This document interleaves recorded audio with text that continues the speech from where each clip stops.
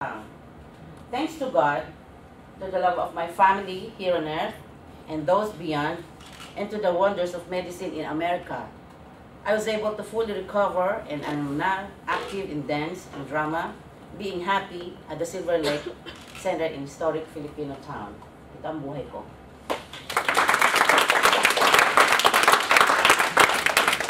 So the next one is Tita Mad.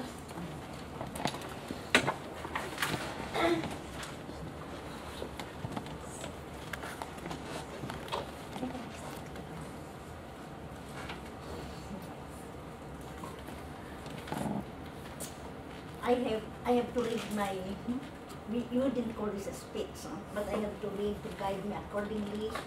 I'm 84 years old now, but then, I don't look my age. I don't look my age, and that's one of the reasons why I have to tell the experience that I have now. An unforgettable experience that I have when my husband passed away. He's a wonderful husband and made me what I am, what I was before, and what I am now, and how I maintained my youth. And it's something that is unforgettable.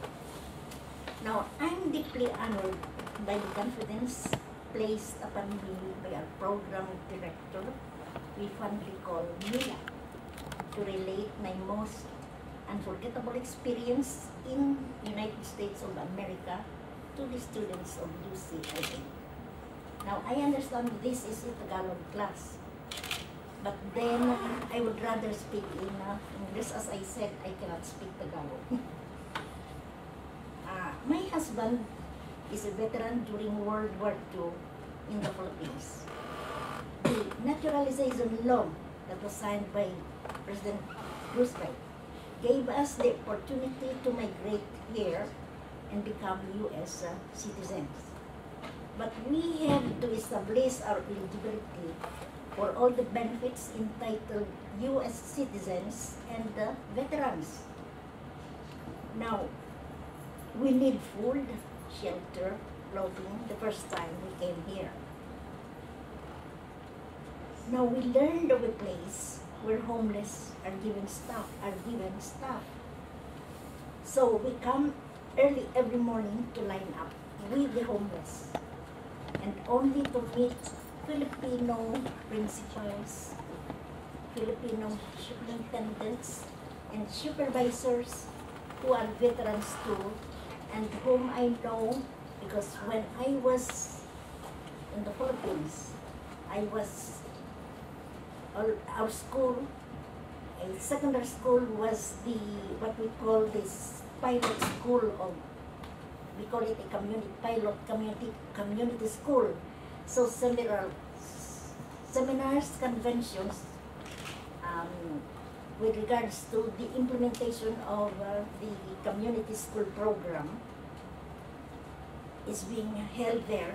So I happen to meet these principals and superintendents, and I meet them here while we were lining up for food. Now, it sounds ridiculous considering the position they hold in the Philippines. But in all humility, we believe in going wherever it may be, even if international boundaries have to be crossed, in search for identity and survival. Now, these are two different worlds, United States and the Philippines. But culture differs, though many things are still the same.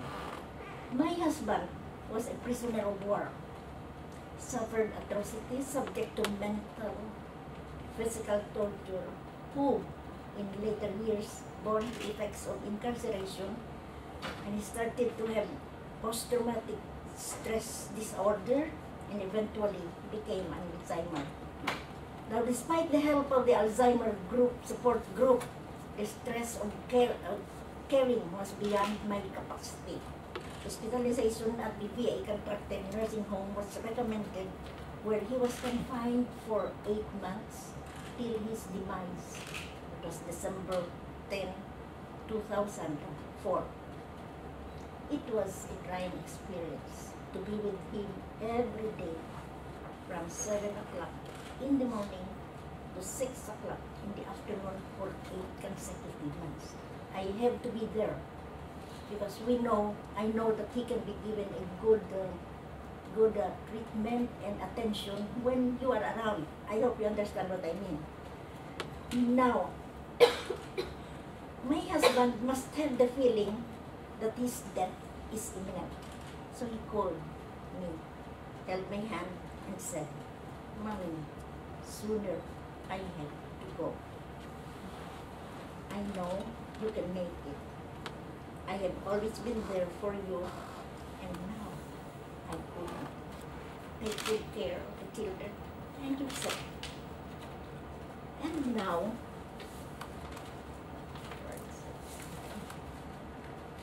holding tight, I told him how great our life had been because of him. I can cry, though it was heartbreaking, sad, and painful. Reminiscence of all the love and care that made me who I am and what I am to the present kept on unfolding. Now with faith, I say to myself, I don't believe that death is final. We would go on in our lives forever. I was glad to have a conversation with my husband. After a week, he was rushed to the hospital, comatose, and no likelihood of him surviving hospitalization. The decision to terminate life support caused an emotional burden, but my children were with me during the difficult time. Mourning is the most intense process, and I have to move through. I grieve over the loss of my husband, and for sure there'll be yearning for him the rest of my life. Now to ease this feeling and how I coped with the grief, I found Silver Lake Adult Day Center that it has played a vital part. The implementation of its objectives, socially, culturally, spiritually, has eased the transition. It's there where I can discuss my feelings with my colleagues, with my friends, and with the supporting staff of the center to put my feelings into perspective. Now, I have to take care of my body.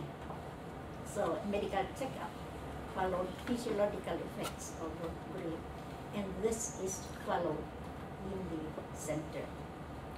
It is in the center where we really have enjoyed all the things and that made me what I am now, and still being a widow for 4 years. The question that always follows is when it comes to revealing the age, they say how young I am, I'm 84, and the next question that will follow, what's your secret? Then I will always give credit to my husband. You must have a very good husband to maintain the beauty of life that I am enjoying now. So, I'm glad not, say here, I have something to tell you.